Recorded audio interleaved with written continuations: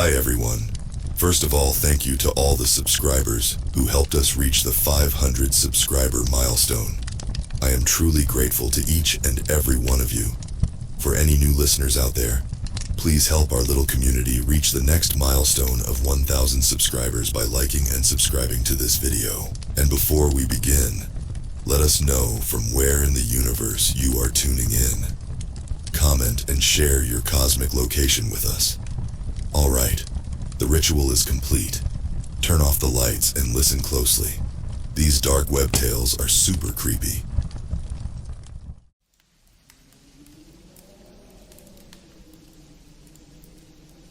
You have Googled yourself at some point or another.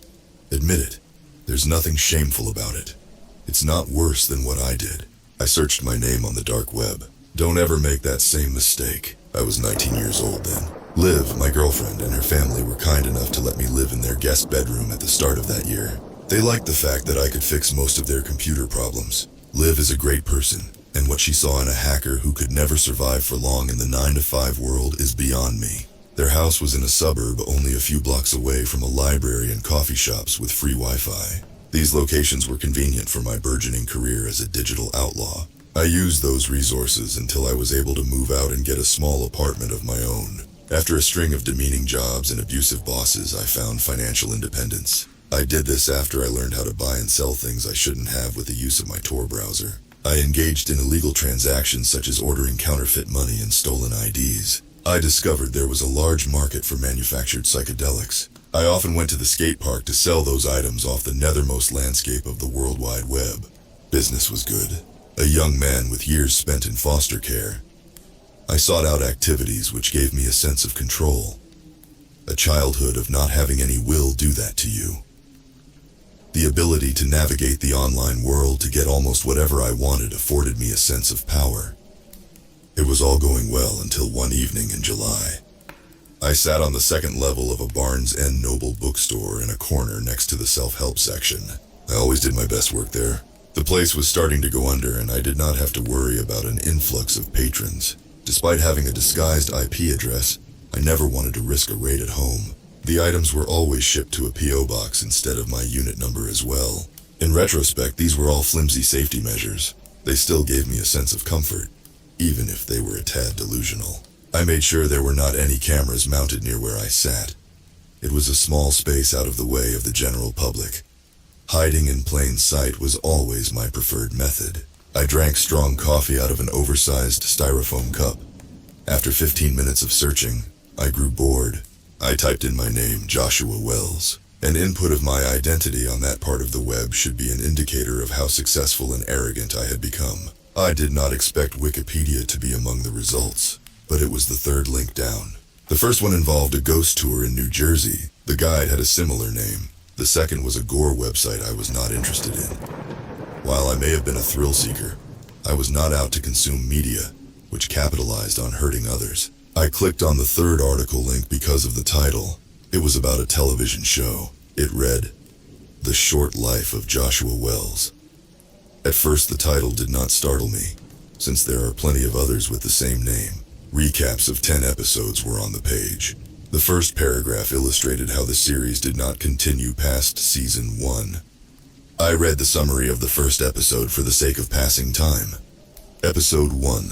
Joshua's father is a known and feared gang member. His mother is a helpless addict. She attempts to use their own son as a drug mule on a plane flight from Boston to California. She has hopes of making a profit by dealing narcotics to a major criminal enterprise on landing. The authorities intercept them. Their son goes with CPS. He goes to a safe harbor for kids. The synopsis struck me as very close to home. Who wrote or directed the show was not listed, but it did state the air date. The month and year given matched the era when an identical set of circumstances had befallen me. The name of the center I went to was even called Safe Harbor. I was too young to remember much, but the facts were precise. I gulped and tried to shrug it off as an unusual coincidence. I read the second episode summary. Episode 2. We follow Joshua on his 15th birthday. He goes to a juvenile detention facility for the first time after he attacks a teacher by throwing a desk at him. Although he missed, the instructor still presses charges, since he did not like the student much. He befriends a troublemaker on the inside named Ian. They escape, but not before a massive brawl with the other teens ensue inside of the facility. It ends with the two captured. I felt the hairs on my arms stand up. It was uncanny to me how similar the events were to my own experiences. A slight dizziness overtook me, but I went on to the third, unable to keep my eyes from skimming. Episode 3. Joshua is free. Joshua decides to break and enter an old man's upper-class home after scouting the place for days. His goal is to take the many Rolex watches from the top drawer of the old man's dresser. When he enters the house, Joshua discovers how the owner did not take his vacation cruise trip as planned. The man was asleep in his bedroom until Joshua wakes the victim by accident. Joshua runs away. He gets chased by the homeowner outside, where the elderly male dies of a heart attack in the street. I felt my chest tighten. It was all true, but I had never shared that story with anyone before. It was one of my most guilt-ridden memories. I read the next two. Episode 4. Joshua has nightmares of the old man crawling out of a ditch and choking him to death. He complains about night terrors to one of his counselors, who recommended a doctor. He ends up selling anti-anxiety pills after he does not like the way they make him feel. A girl he asks out overdoses and goes to the hospital. While she survives, he feels terrible but not enough to stop dealing. He takes his earnings and buys a PC. He takes lessons on how to breach other people's privacy from a group of credit card thieves he met in a mall. Episode 5. Joshua discovers the dark web. He uses it to hustle low-level street drugs at first. He later reads headlines about some of his accomplices getting arrested. He still continues to engage in illicit activity. I looked at the air date for episode 6. It was the 24-hour period I was living through. Episode 6. Joshua goes into a bookstore to poach their internet and to try and make some money. He does not realize there is a man with a shaved head in a Carhartt t-shirt below him perusing the sci-fi aisle. The stranger is actually an undercover FBI agent. The government worker has a microphone and camera attached beneath his shirt. He is surveying for the perpetrator, even though he has not singled out who he is looking for yet. An arrest commences where they tackle, punch, and taser Joshua. They place him in handcuffs. My hands shook. I stood, gripped an Eckhart Tolle volume to appear less conspicuous, and opened it. I leaned my head over the railing to stare at the ground floor below me. A man who matched the description given by the article was there. His shirt was baggy and hid what I knew to be a gun on his hip. He held a paperback in his hands. I pulled out my phone. I pretended to have a conversation with an imaginary business associate about stocks. I folded the laptop with my free hand and went down the escalator. I strolled towards the back where there were stacks of hardcover tomes on history. I found an unsecured door and walked through it. I was in the warehouse. Unopened boxes were stacked all around. I did not spot any workers and made a run for a rear entrance. I sprinted down a wide alleyway between the building and rows of motels. I passed an art gallery and liquor store before my heartbeat slowed. Along the way, I found a closed vegan restaurant called Valenti's Eatery. The place was black on the inside, but its neon sign still glowed. A picnic table sat on the lawn out front. I stationed myself there. I opened the laptop again and connected to their free Wi-Fi without issue. I scanned the rest of the chronology. The remaining episodes were all future time periods. I wiped perspiration away from my forehead as I read the rundown of the next episode. Episode 7, labeled a darknet market operator in the media. 3 of the 7 charges thrown at him lead to convictions. This includes conspiracy to traffic narcotics. He gets out early after he agrees to cooperate with different agencies. He becomes a consultant for cybersecurity awareness and a social engineering expert. Following a keynote speech given out of town, he comes home. His girlfriend Olivia and her family have been murdered. My eyes strained and I felt my breath grow shallower. Episode 8, Joshua navigates her house. The walls had dried blood. Every corner's vandalized. Olivia's throat is slit. Her body is over the couch in the living area. Her parents had socks stuffed in their mouths and deep stab wounds on their stomachs. Joshua calls the police. He's treated as the #1 suspect in the media for days on end. He is finally cleared, but the psychological damage is too much to bear. I pondered the words. Though I was still young, it is true that Liv meant everything to me. Episode 9. Joshua goes a psychiatric ward. He stares at the padded walls as though they will converse with him. Detectives do visit him with the hopes of gleaning some kind of further information. They tell him they know the aftermath of the massacre he stumbled upon was the work of an active serial killer. The murderer has remained unidentified. Episode 10. Joshua leaps out the window. He breaks his ankle. An adrenaline dump allows him to move across the field and onto the nearest highway. He goes out into traffic. A long-haul truck careens around him and takes out a line of vehicles. He goes to the nearest lake where he weighs his own pockets down with stones. He waits until nightfall and walks out into the abyss. The last image we see is his hand breaking the surface of the water. Starlight glints on his skin before his fingers submerge below the surface. His last few swallows of water create pockets of bubbles which rise to the top. I absorbed what the rest of my existence would look like. 4 black SUVs pull up and circle around me in the parking lot. Men in black suits and the undercover agent from the bookstore ran at me. Even though I did not resist, they still threw me to the ground. They dislocated my shoulder and kicked me in the jaw a handful of times before they cuffed me. I did get time reduced in prison after I agreed to cooperate to catch people like me. After my release date, I have tried to revisit that link without luck. I failed to understand how that article existed in the first place. I have read how high-level stress can open up insights and portals into the unknown. I would bank on the latter, though sometimes I think it isn't for me to know. I do not want to give in to what destiny has written for me. My escape from the bookstore has given me confidence that I can change the outcome of the dark web's prophecy, even if only for a little while. Or did I only extend the inevitable for a fraction of time? Fate, especially in regards to our stories as individuals, is not written in stone. It is malleable, I tell myself. This positive thought is the only thing which keeps me going. I should visit Liv's house now. She has not answered my texts all morning, and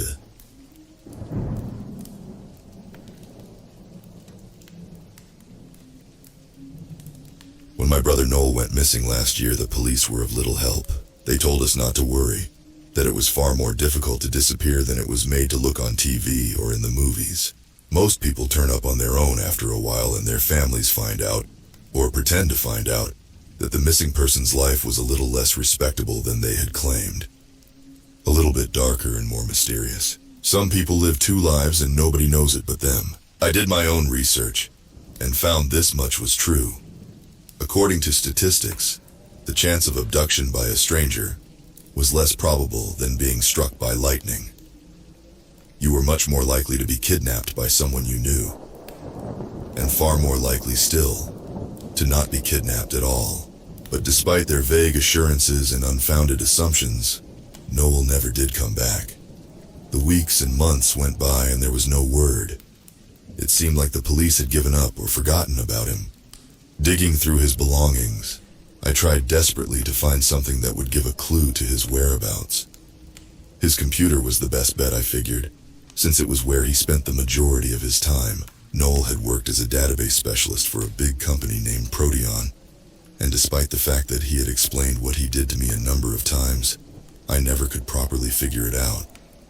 If people asked, I told them he was a computer programmer, since that was at least something most people could understand. He was an expert at assembling and troubleshooting computers, since my dad had owned a PC repair business when we were kids, and Noel had taken quickly to technology as a child. He was building machines for my dad's customers in his spare time, when he was still in his teens. Later, he went to college for computer sciences, and only become more proficient over the years.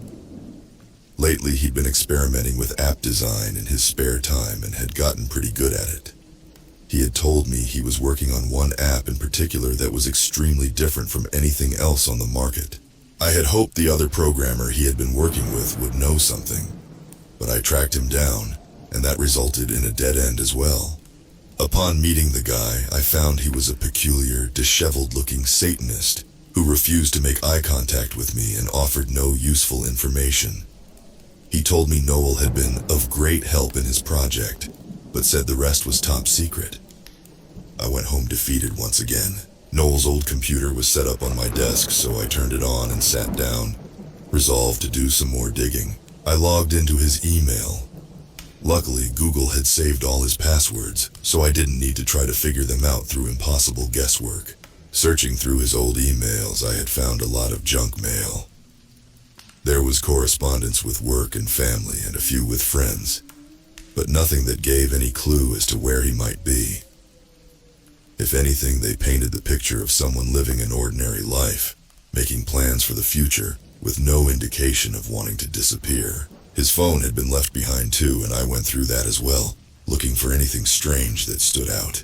But there was nothing. I sat there at my desk with the mouse in my hand for days, and then weeks, looking for something, anything of use.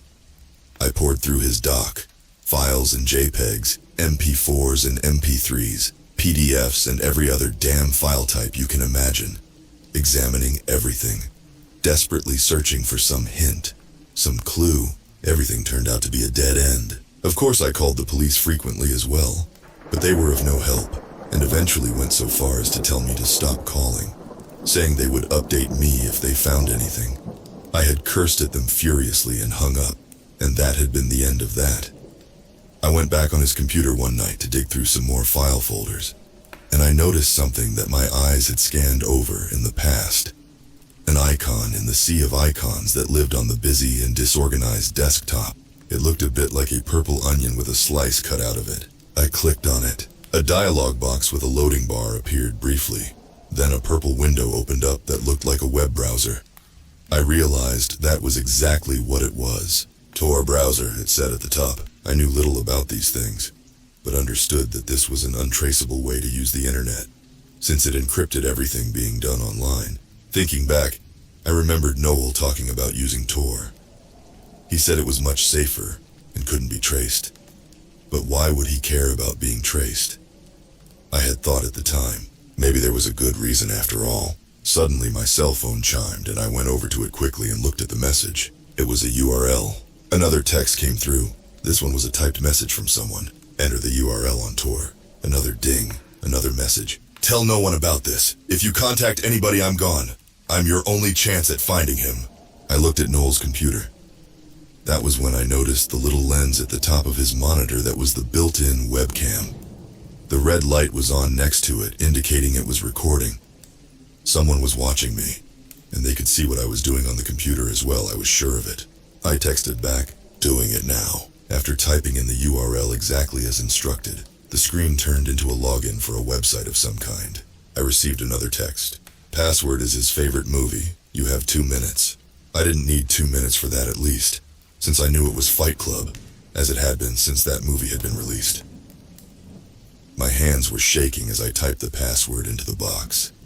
I was beginning to feel very concerned, but also a bit hopeful at this sudden turn of events. A chat window opened up and a message promptly appeared from someone named Shadowcat. Shadowcat, you're his brother, I take it? I typed back a response quickly, afraid of losing whoever this was. It felt like they could disappear at any second, back into the ether, and I would never find them again.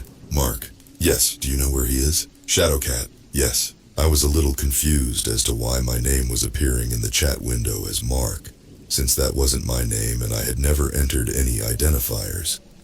Was that an alias that Noel used online, I wondered. Mark, is he okay?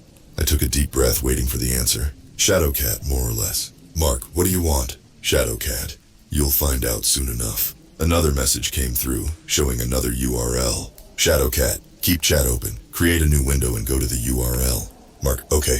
I typed in the URL and found myself at another website. It was a bit like eBay, except instead of selling old records and jewelry, people were selling guns, explosives, drugs, and some very disturbing categories of pornography. Mark, what the hell is this? Shadowcat, never mind your questions for now. Do what I say or he dies. Suddenly an image appeared, replacing the chat window. It showed my brother Noel chained to a wall in a stress position. He was blindfolded and gagged, but I could hear his muffled screams for help. My hands were shaking nearly uncontrollably now, and I had to type and retype my reply several times before it made any sense. Mark, how do I know you'll give him back? Shadowcat, trust me or don't. The choice is yours. If you refuse, he dies. If you do what I say, I will give him back to you unharmed.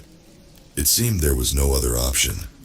I felt trapped and hopeless, depressed in the horrible situation I had found myself in. If I called the police, he would see me do it on the webcam. If I said no, he would kill Noel. Shadowcat, you have 10 seconds to decide. A countdown began on the screen. Shadowcat 10, Shadowcat 9, Shadowcat 8, Shadowcat 7, Shadowcat 6, Shadowcat 5, Shadowcat 4. Mark, okay, Shadowcat. Good. Here is your shopping list. Get everything on it. A long list of items was included next, and my eyes widened further as I read through it. Mark, what the hell is all this for? What are you planning to do? The chat window closed suddenly. I was left alone in my living room, my heart beating fast and hard in my chest. Only the other website remained now. The one with black market guns and explosives and everything else illegal that you could have delivered to your doorstep. I debated calling the police again, telling them these new developments, or even going to the police station. But what if the kidnapper found out? He obviously had ways to spy on me. Probably you'll say I'm an idiot for what I did next, but I really wanted to get my brother back. So I filled the online shopping cart with the requested illicit items and entered my credit card information, cringing as I hit enter. I guessed I would have to cancel my credit card since I didn't trust the vendors one bit. But at least that part was done. The package arrived in the mail surprisingly quickly. As soon as I had brought it inside, I got another text message. It invited me to another chat on Tor where I was given a physical address. They said to meet them there with the package, and they would give me back my brother. I was to tell no one where I was going. It was dark by the time I arrived at the old warehouse in the industrial section of town. The place was abandoned, and there were no lights to illuminate the parking lot as I pulled in. My trunk had some cargo in it that would surely get me a couple decades in prison, if not more. Terrified, I sat in my car, still gripping the steering wheel tightly with both hands despite the car being turned off. I had no idea what was going to happen next. My cell phone chimed and I nearly jumped out of my skin. It was a text message. Come inside through the east door. I did a bit of quick geography to determine which way I was facing and decided that was the door I was looking at, right in front of me. Taking a deep breath, I got out of the car. I popped the trunk and grabbed the duffel bag I had brought with the illicit items packed inside.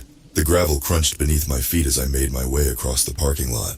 My hand shook as I reached out and grasped the doorknob, turned it, and went into the dark, cavernous space inside the warehouse. As difficult as it was to see outside, it was even darker in there. Taking a few more frightened steps forward, I found my eyes did not adjust to the darkness. The door clanged shut behind me and I jumped, feeling my heart skip a beat.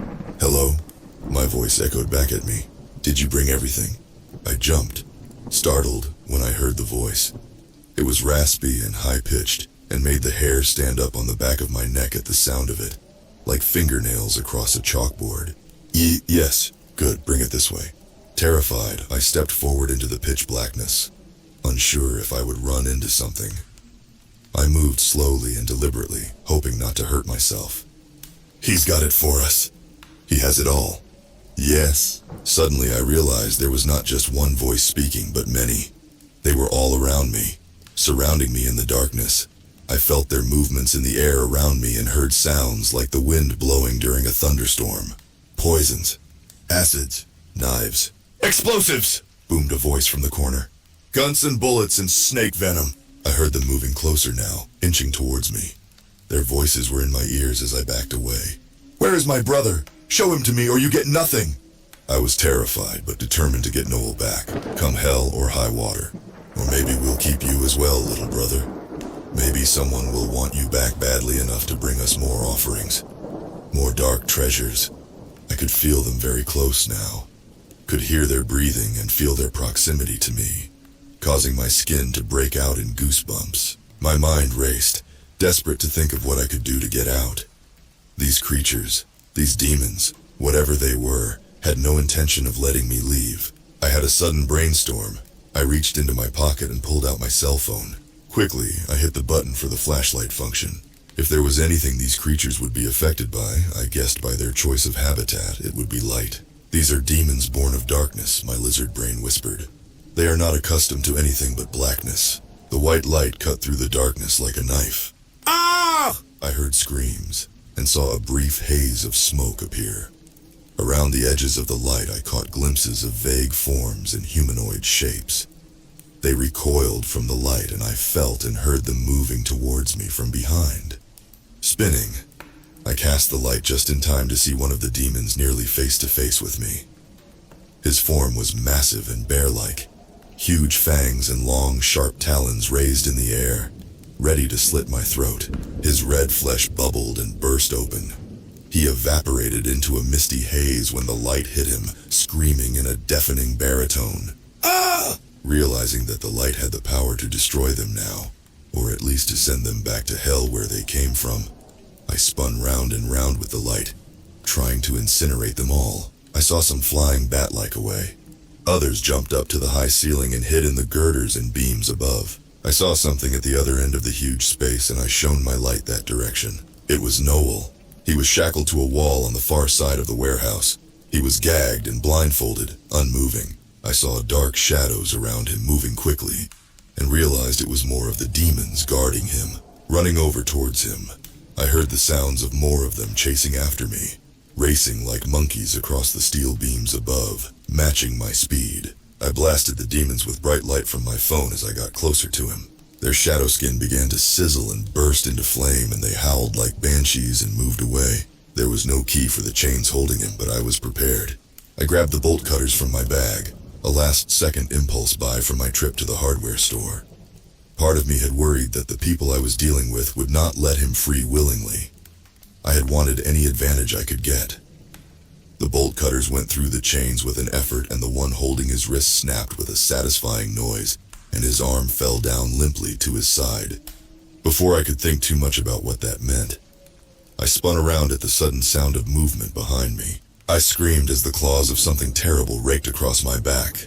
The demon disappeared back into the shadows above us, leaping into the air like a bat, and I saw flapping wings as it went back up into the rafters. I pulled the blindfold and gag from Noel's face and saw he was barely conscious. It felt terrible to do it, but I slapped him hard across the face to try and get him to wake up. He groaned and stirred but didn't open his eyes. I felt a sharp pain in my neck suddenly like knives there, and I spun around quickly again to try and catch it in the light. There was a hint of smoke as my flashlight caught the edge of it, but it was too fast and quickly disappeared again. I was suddenly feeling frantic and terrified for my life. They were becoming more bold. My hand stung after the next hard slap to Noel's face, but it accomplished what I needed. He woke up and spit blood from his mouth. Ow, what the hell? No, wake up! You need to hold this light! Move it around! Keep them away! It took him a few seconds to understand, but I thrust the phone into his hand anyways and began to work on the other chain holding his right wrist. His eyes were wide with fear, and his gaze darted around the room as I continued working on the chains. The one holding his other wrist snapped with an effort, and I got down on the floor to work on the shackles attached to his ankles. He was moving the flashlight around frantically, but it seemed to be working. Warm blood trickled down my neck and my back from my injuries, and I felt it turn cold on my skin. How the hell did you wind up here? I asked once he was finally freed from the chains. That damn Satanist programmer, he summoned those things from hell. What? How? Never mind, just let's get out of here. I took the flashlight back from him and used it as a weapon, shining it every direction and often just in time, as I saw the demons scatter from the light like cockroaches each time I swung it around. Once we reached the door, I threw it open to reveal the parking lot, and we ran from there as fast as we could back to the car. We had escaped, or so we thought. I wish I could say that everything is better now, that we fled from the demons in that warehouse and never saw them again. But those unnatural creatures knew no boundaries. They were not inclined to stay contained within the walls of that warehouse, and they were not pleased that we had escaped with their treasures, which I promptly dumped off at the police station. Anonymously, of course. Although I got my brother back, neither one of us will ever feel safe again. The lights in my home stay on all hours of the day and night now. Noel is the same way. I sleep during the day and surround myself with lights at night, terrified until the sun comes up again. What am I afraid of, you ask? A blackout, a blown fuse, a burned-out light bulb. And they happen more and more lately. Always I see them in the shadows, waiting, watching, patient, for their chance, for the darkness to fall.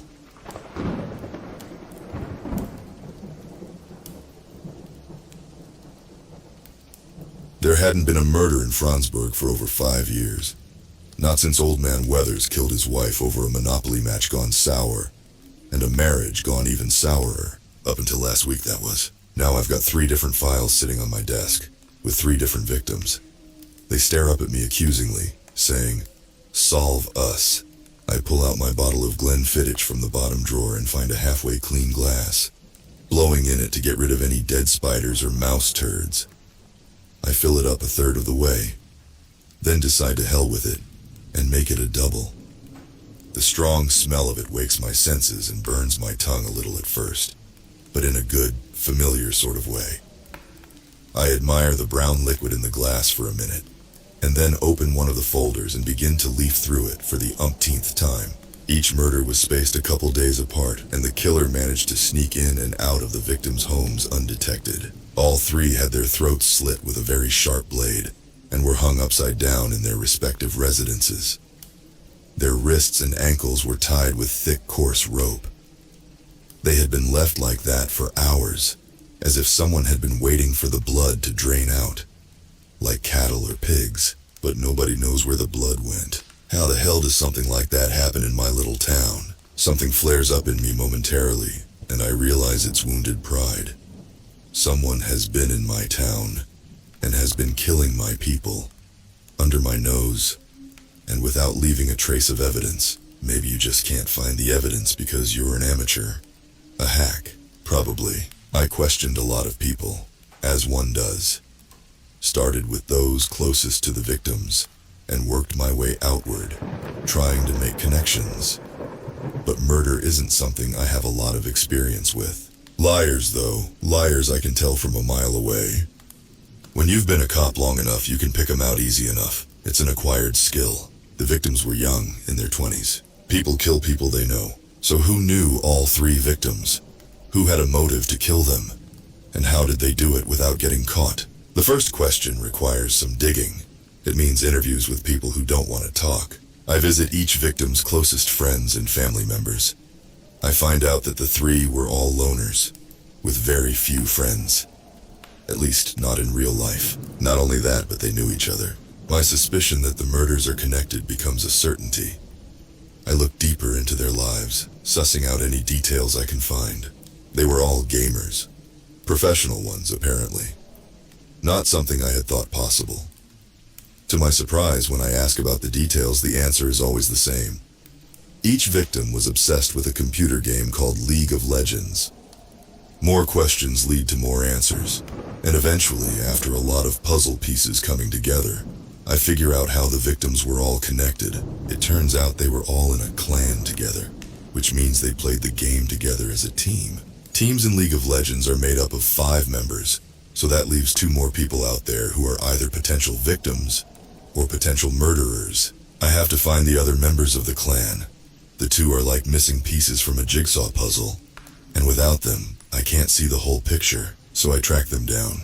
Sarah Green is the first. She seems pleasant enough. After inviting me inside for coffee, we talk for almost an hour, and she responds candidly and with concern for her deceased friends, but gives no useful information. "Can I get you another refill, detective?" she asks after I drain my second cup of coffee. "No, that's all right. I think I've imposed on you long enough." She walks me to the door after that, and says she hopes I will be able to find some answers. I thank her, still unsure what to make of her, and move on to the next interview. Terry Wentworth is a chubby man with a ponytail and thick glasses. He has a patchy goatee which attempts unsuccessfully to hide a double chin with an unfortunate butt-looking cleft running down the center of it. I find myself trying not to look at it, as if to do so would be rude. "What can I do for you, officer?" he asks, looking annoyed. "I understand you played a game with these people," I say, showing him pictures of the victims. He cringes slightly. "A computer game called League of Legends? Is that correct?" Yeah, so what? I played with them. Something is off already. I can tell he is more nervous, more defensive than he needs to be. But then again, some people have bad social anxiety. Maybe he is just an anxious type. "Any infighting in the clan, Terry? Problems between members?" No, I don't think so. His palms are sweating heavily and he wipes them on his pants, leaving huge damp spots on his upper thighs. I decide to take him down to the station, make him sweat a bit more. It works. After an afternoon in the hot box, the bastard starts talking. Sarah, it was all her idea. I didn't even do it. It was her. This is after hours of coaxing and threatening, his shirt now completely drenched in sweat, his hair dripping like he has just stepped out of the shower. I mentioned Sarah again, saying that he was probably going to kill her next, and the guy finally cracks and turns on her. I just found out about it and I couldn't stop her. It was already too late. Everything had already. Slow down, take a deep breath. Just calm down for a second and tell me what happened. You said it was her? She killed them? He takes a deep, trembling breath and goes on. No, she wasn't capable of that. Neither was I. But we weren't going to make it anywhere in the tournaments unless she could bring on a couple new pros. Real talent, I mean, not just friends who happened to play. The two of us were top-notch, but we couldn't carry the clan anymore. We kept getting knocked out early in the big tournaments. You mean you had them killed over a video game? It's not just a game. There's thousands of dollars up for grabs, man. You've got no idea. Millions if you're world class. And we could have been, if not for them. But like I said, it wasn't my idea. She set it all up. I didn't find out until later when I asked her. Asked her what? Where the hell everybody was. They all just started disappearing and new players started showing up to practice. First it was Lisa, then Graham went permanently AFK. Finally she told me Wayne wasn't cutting it either, that he'd have to disappear next. So what did you say? I pretended to go along with it. That's what I do sometimes if I want to find out how far gone somebody is. I don't know if you've ever tried it, but if you ever start talking to somebody and they say something really rotten, just agree with them for a minute and see what sort of depravity their mind really contains.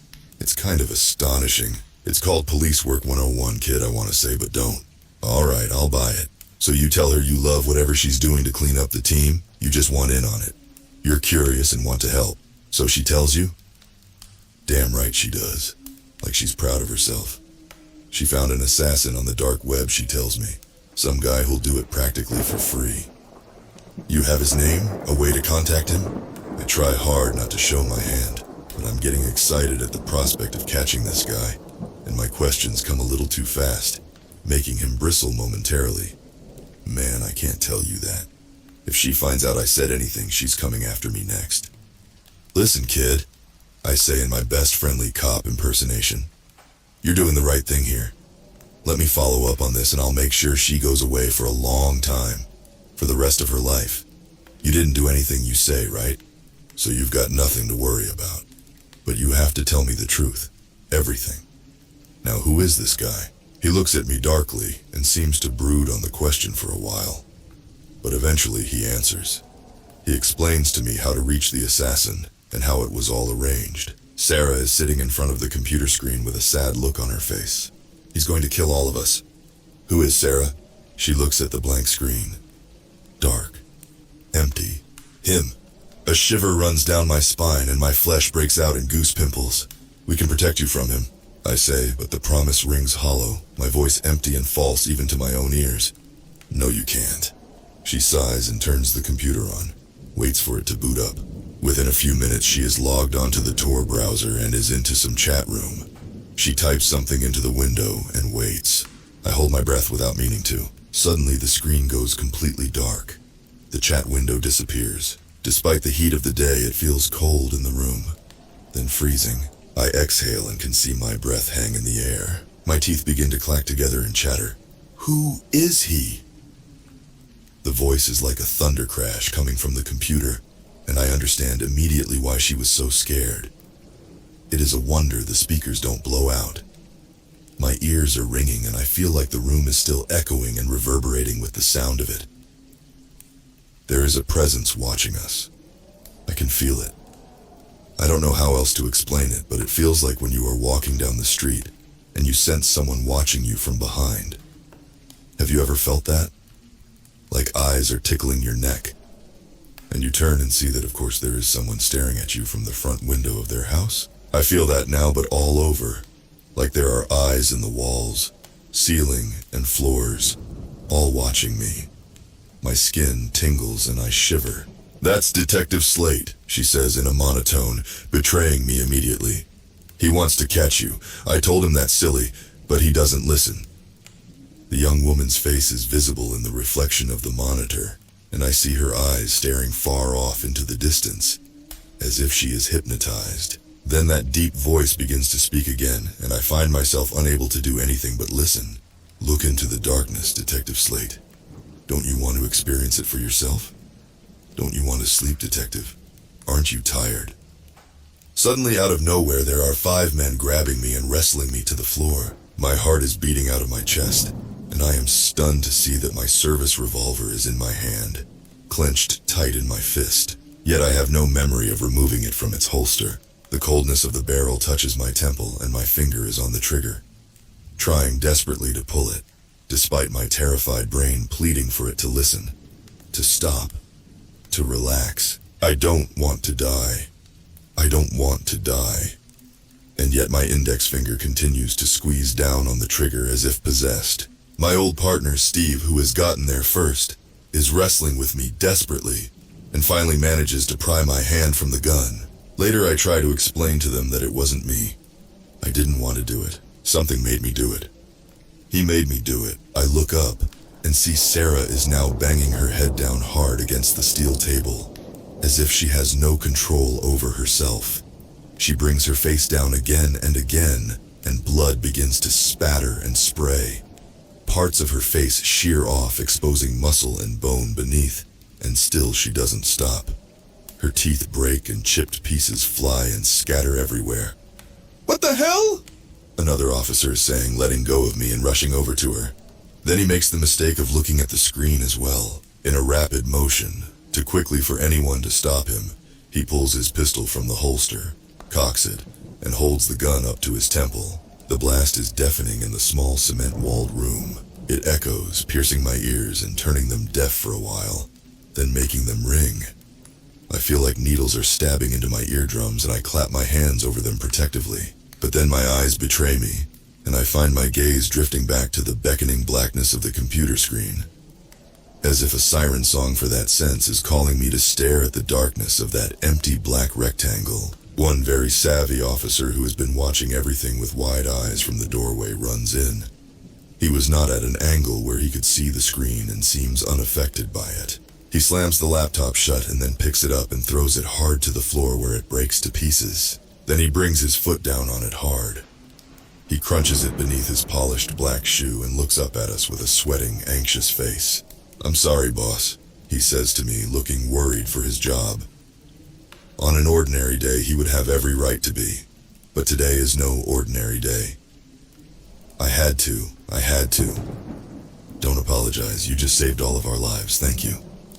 We look around the room and take in the bloodbath which surrounds us. One officer dead from a self-inflicted gunshot wound to the head.